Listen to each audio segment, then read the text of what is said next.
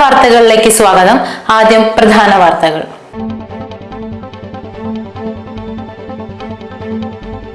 പുഴയോരത്ത് തമ്പടിച്ച ആനക്കൂട്ടം പിന്മാറാത്തതിൽ നാട്ടുകാർ ഭീതിയിൽ. പാലാങ്കര പാലത്തിനു സമീപം കരിമ്പുഴയുടെ തീരങ്ങളിലാണ് ആനക്കൂട്ടം തമ്പടിച്ചിരിക്കുന്നത്.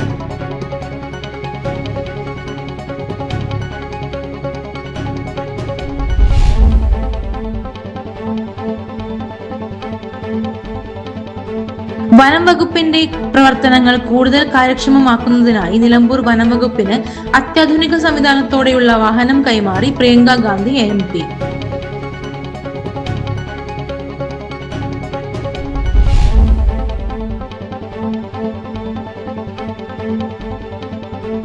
സംസ്ഥാന സർക്കാർ വയനാടിന് പ്രഖ്യാപിച്ച യൂണിവേഴ്സിറ്റി ഗോത്ര വിഭാഗം വിദ്യാർത്ഥികളുടെ ഉന്നമനത്തിന് കാരണമാകുമെന്ന് പ്രിയങ്ക ഗാന്ധി MP.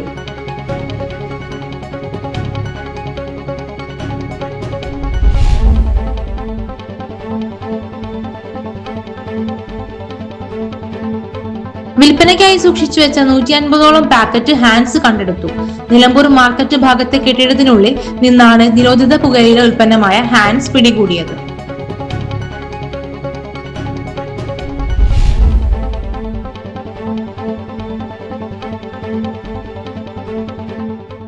വീടിനു തീപിടിച്ച് ഉറങ്ങിക്കിടന്നിരുന്നയാൾ മരിച്ചു. കാളികാവ് പൂങ്ങോട് മിച്ചഭൂമിയിലെ ചെമ്പ്രപ്പറമ്പിൽ രാജുവാണ് മരിച്ചത്. വീട് പൂർണ്ണമായും കത്തിനശിച്ചു.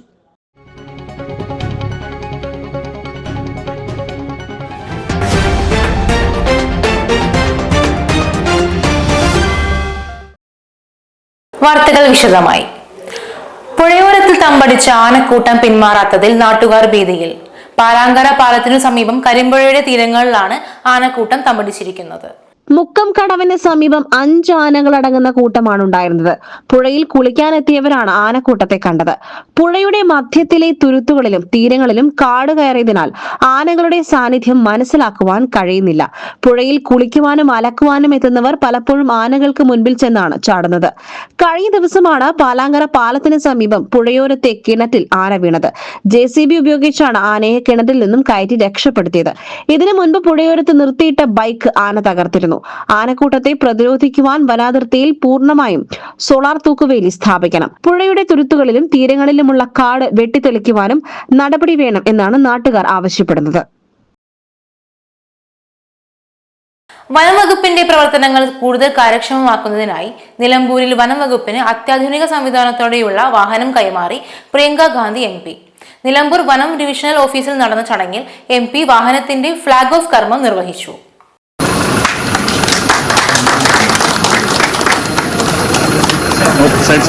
മലപ്പുറം ജില്ലയുടെ മലയോര മേഖലകളിൽ വന്യമൃഗ ശല്യം അതീവ രൂക്ഷമായി തുടരുന്ന സാഹചര്യത്തിലാണ് വനം വകുപ്പിന് കൈത്താങ്ങുമായി AICC ജനറൽ സെക്രട്ടറി കൂടിയായ വയനാട് MP പ്രിയങ്ക ഗാന്ധി രംഗത്തെത്തിയത്.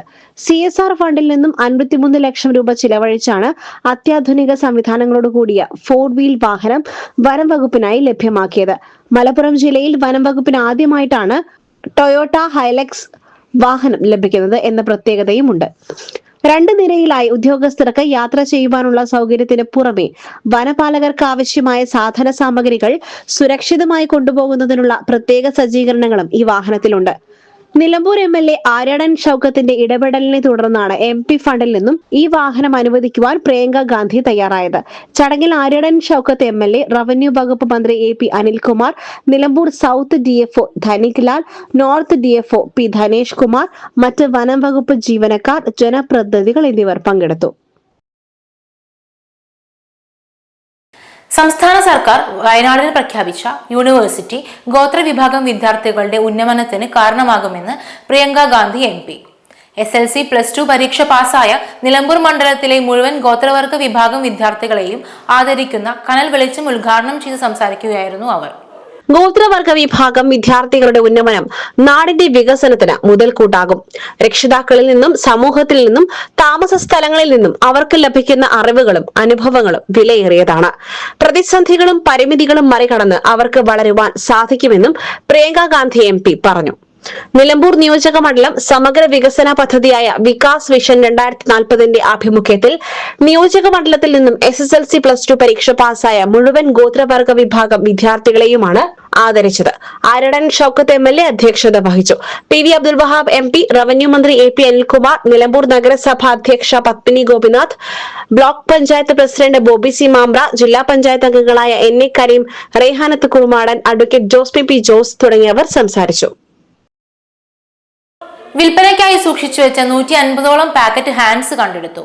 നിലമ്പൂർ മാർക്കറ്റ് ഭാഗത്തെ കെട്ടിടത്തിനുള്ളിൽ നിന്നാണ് നിരോധിത പുകയില ഉൽപ്പന്നമായ ഹാൻഡ്സ് പിടികൂടിയത്.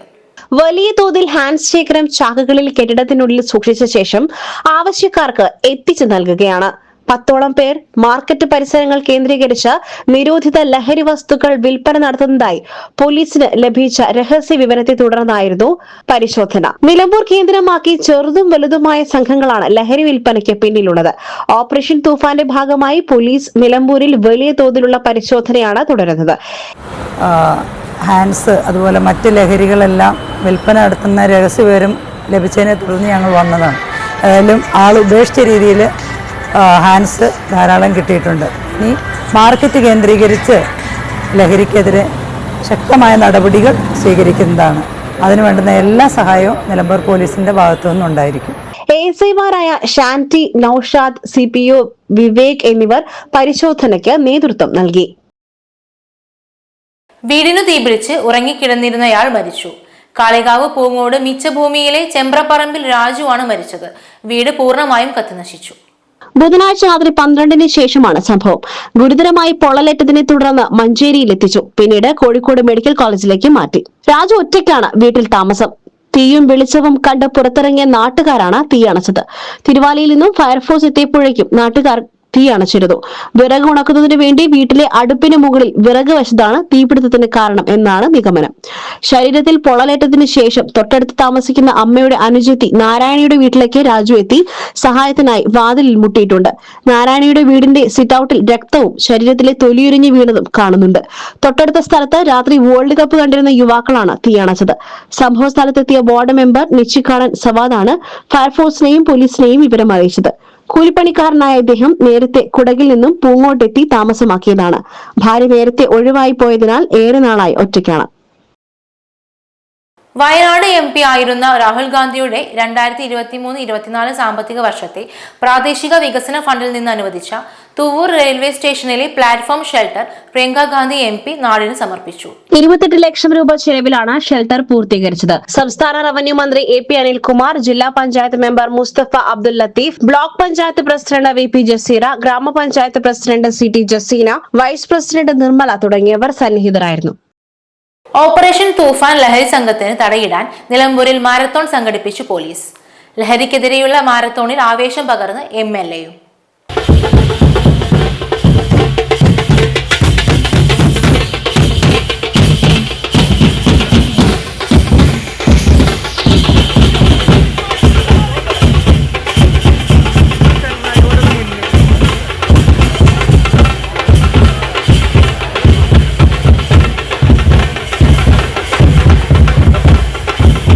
നിലമ്പൂരിന്റെ വീഥികൾക്ക് ആവേശം പകർന്ന നിലമ്പൂർ കെനോലി പ്ലോട്ടിൽ നിന്നും ആരംഭിച്ച മാരത്തോൺ ചന്തക്കുന്നിൽ സമാപിച്ചു.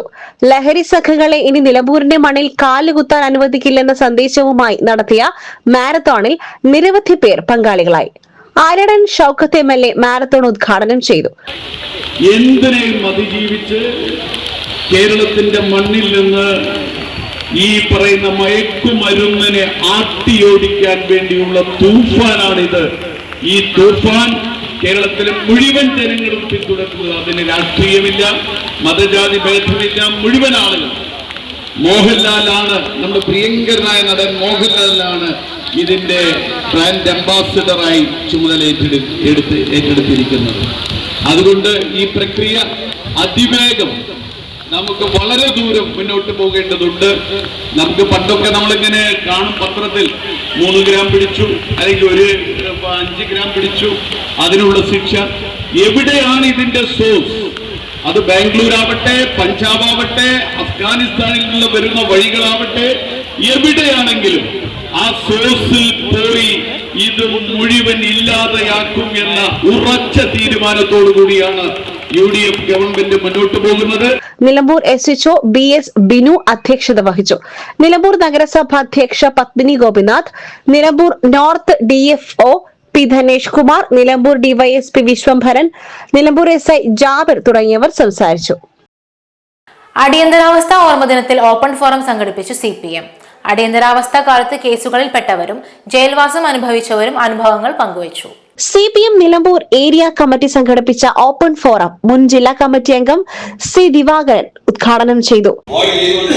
വിവിധ സംസ്ഥാനങ്ങളിലുള്ള ഗവർണർമാരെ ഉപയോഗപ്പെടുത്തിക്കൊണ്ടുള്ള വലിയ ആക്രമണമാണ് തെരഞ്ഞെടുക്കപ്പെട്ട സർക്കാരുകൾക്ക് നേരെ നടത്തിക്കൊണ്ടിരിക്കുന്നത്. അത് സദാശിവത്തിന്റെ കാലം മുതൽ അറിയാം.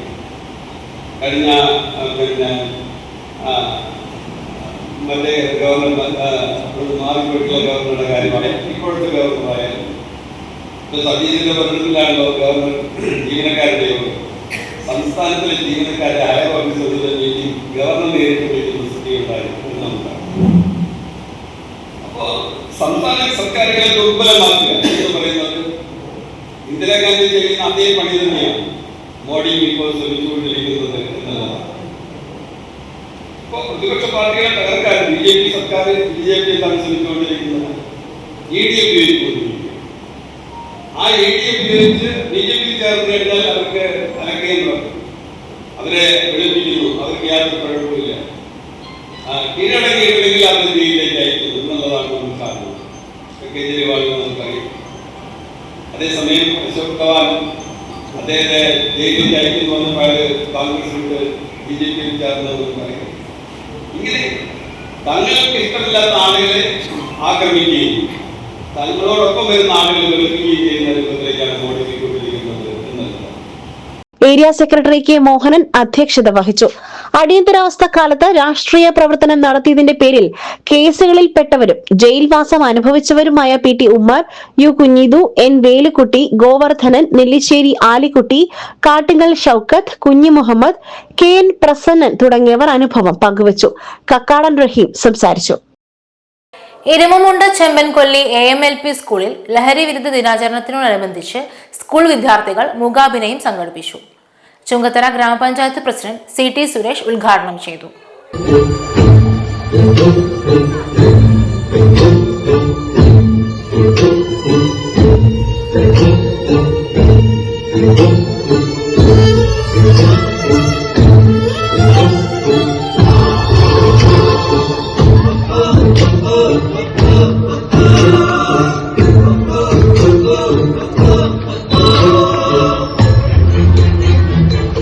എരുമമുണ്ട, വെള്ളിമുറ്റം, മുട്ടിയിൽ, ചെമ്മൻകൊല്ലി എന്നീ പ്രദേശങ്ങളിലാണ് പരിപാടി അവതരിപ്പിച്ചത്.